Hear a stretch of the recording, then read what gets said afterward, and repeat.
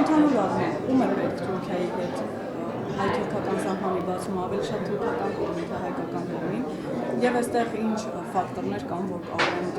դրականորեն ազդել կամ բացասականորեն նայել։ Տեսեք, ամեն դեպքում այստեղ գլխավոր հանգամանքը քաղաքական է։ Հայաստանը ուզում է, որ Թուրքիան իր հետ թշնամությունը դադարեցնի եւ սահմանի բացումը որպես այս տեսանկյունից գլխավորապես դիտարկվում է իրականում, հա, տնտեսական փաստարկները այստեղ երկրորդական են համեմատելով այս խնդրի հետ։ Սա առաջինը։ Երկրորդը, Հայաստանում իսկապես բավականին շատ բանավեճեր կան այս թեմայի հետ կապված, բայց ես ճիշտն ասած կուզենայի, որ այս բանավեճերը ավելի շատ լինեին Թուրքիայում, որովհետև Թուրքիան է փակել սահմանը եւ մենք ինչքան էլ բանավիճենք, մեզնից կախված չի։ Այսինքն, եթե վաղը Թուրքիան բացի սահմանը բացվելու է եւ Հայաստանում դժվար թե ցույցեր լինեն, որ եկեք փակենք սահմանը։ Այսինքն, այստեղ խնդիրը ուրիշ տեղում է, բայց եթե զուտ տնտեսության մակարդակով խոսանք, ապա ես կասեմ հետեւյալը. մենք ունենք որոշ ռիսկեր եւ որոշ հնարավորություններ եւ իմ կարծիքով պետք է գործնականում աշխատել, որպեսզի ռիսկերը չեզոքացվեն, իսկ հնարավորությունները առավելագույնը օգտագործվեն։ Իսկ սա նշանակում է, որ շատ լուրջ վերլուծություն կատարվի այդ ռիսկերի ու հնարավորությունների եւ ոչ թե տեսական մակարդակով, այլ կոնկրետ այս արկա իրողություններից ելնելով Ինչը կստիպի, որ Թուրքիան գնա այդ քայլին, սահմանը բացի Հայաստանի հետ։ Եթե կողքի դնենք այդ ռիսկերը, հնարավորությունները։ Շատ լավ հարց է եւ այստեղ ես պետք է ասեմ այն, որ իրականում եթե մենք ուզում ենք սահմանը բացվի, մենք պետք է մի քիչ ուզենք, որ սահմանը բացվի։ Անտրամաբանական միտք է, բայց հիմա կբացեմ։ Այսինքն, երբ որ կոնտրագենտը, հա, բանակցային պրոցեսի ժամանակ մեր գործընկերը տեսնում է, որ մեզ համար ինչ որ խնդիրը գերնպատակ է դառնում, ինքը սկսում է շատ ավելի շատ թանկացնել եւ փորձում է ավելի թանկով վաճառել այս ինչ որ բանը եւ բանակցային դաշտում փորձում է շատ զիջումներ կորզել ցեղասպանության, Արցախի եւ այլ մնացած հարցերում, անվտանգային հարցերում, տնտեսական հարցերում հետագայում արդեն բանակցությունների ընթացքում։ Այսպիսով Թուրքիան պետք է գիտակցի մեկը, որ մենք այսպես ասած ուզում ենք, որ բացվի, բայց ոչ թե միակողմանի, եւ երկրորդը մենք պետք է կիրառենք ուրիշ պետությունների ոնց որ լրացուցիչ ուժը եւ դա կիրառենք։ Բացի այդ ասեմ, որ նույն ցեղասպանության հարցը միշտ կիրառվել է որպես հենց ճնշման գործիք, որ Թուրքիան սահմանը բացի եւ չեզոքացնի այս քաղաքականությունը եւ եթե Թուրքիան ասում է, որ եկեք այս հարցը արանքից հանեք եւ այդ ժամանակ մենք կբացենք, մենք չպետք է իրենց ասածը հալածյուղի պես ընդունենք։ Այսինքն մենք պետք է ուսումնասիրենք Թուրքիան ներսից եւ հասկանանք, որովհետեւ Թուրքիայի ասվածը կարող է մինուս ա նշանակություն ունենա։ Սա շատ կարեւոր է, որպեսզի գիտակցենք եւ այստեղ, քանի որ հարցը դիվանագիտական դաշտում է գտնվում, այդ դիվանագիտական լծակների քանակը ինստրումենտարիը պետք է զարգացվի, քանակը ինստրումենտների պետք է աճի, որպեսզի կարողանանք Թուրքիային ճնշել, ստիպել, որովհետև խնդրելով չի ստացվի, դա այդ պետությունը չի։ Որ ուժերն են շահագրգռված, որ հայ-թուրքական սահմանը բացվի եւ որոնք են դրան խոչընդոտ։ Եկեք ես այդպես ասեմ։ Մեծ հաշվով բոլոր բացի Ադրբեջանից բոլոր պետությունները ուզում են, որ այս սահմանը բացվի։ Բայց մենք պետք է ամեն մեկի հետ այդպիսի դիվանագիտական գիծը տանենք, որպեսզի իրենց բացատրենք, թե ինչու է իրենց պետք մեր ձևաչափով, մեր ուզած ձևաչափով բացվի։ Այսինքն օրինակ առանց նախապայմանների, որպեսզի այդ Թուրքիայի այս ազդեցությունը Հայաստանի վրա վերահսկվող լինի եւ որպեսզի դա տարանջատվի Ադրբեջանի հետ հարցերից, հա։ Եվ դրվի ավելի մեծ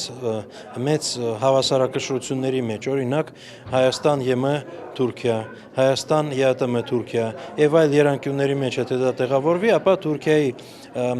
կարողությունը Հայաստանի վրա բացասաբար ազդելու նվազելու է։ Այս պարագայում եւ մեր ազդեցությունը Թուրքիայի վրա աճելու է, հա, որովհետեւ այն նրանց միջոցով կարողանալու ենք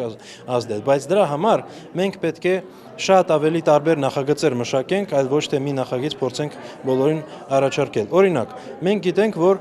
օրինակ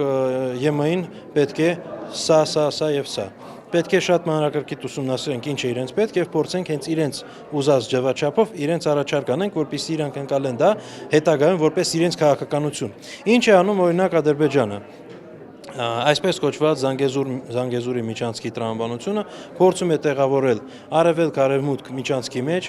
խոշոր միջանցքի մեջ, միջին միջանցքի մեջ եւ ասում է, որ դա դրա մասն է։ Մենք հասկանում ենք, որ դա դրա մասը չէ, բայց ամեն դեպքում Ադրբեջանը փորձում է դա այդպես վաճառել եւ մասամբ դա ստացում է։ Ուրիշը Ռուսաստանին լրիվ ուրիշ տրամաբանությամբ է մոտենում, ասում է, ուզում ես Հարավային Կովկասում ներկա լինես, դե այստեղ քո մարդիկ կարող են տեղակայված լինեն, որպեսզի վերահսկեն։ Այսինքն առաջարկը Ադրբեջանին,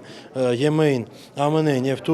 եւ Ռուսաստանին լրիվ տարբեր է։ Դրա համար մենք էլ պետք է այդպես անենք եւ մի խաղաղության խաչմերուկով այս խնդիրը չի լուծվի։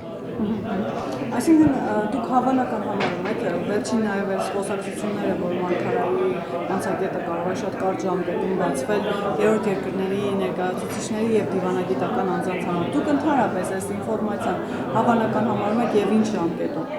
Դե եկեք ամեն դեպքում հաշվի առնենք, որ այս տեղեկատվությունը առաջին անգամ մենք լսեցինք 2000 եթե ես չեմ սխալվում 22 թվականի կեսին, արդեն 2.5 տարուց ավել անցել է եւ հիմա գործընթացը դեռ գրեթե նույն կետում է գտնվում։ Այսինքն տեսականորեն կարելի է ասել, որ գործընթացը շարժում է։ Գործնականում մենք դեռ առաջընթաց չունենք, բայց նաեւ մենք ունենք փորձ, երբ որ բանակցային գործընթացը անցնում է ինչ-որ փուլերով եւ վերջում արդեն հանրայնացում է, այսինքն երևի կարելի է ենթադրել, որ առաջընթաց կա այս առումով, բայց քանի որ գործընթացը թափանցիկ չի, մենք չենք կարող գնահատել, փորձագետները չեն կարող գնահատել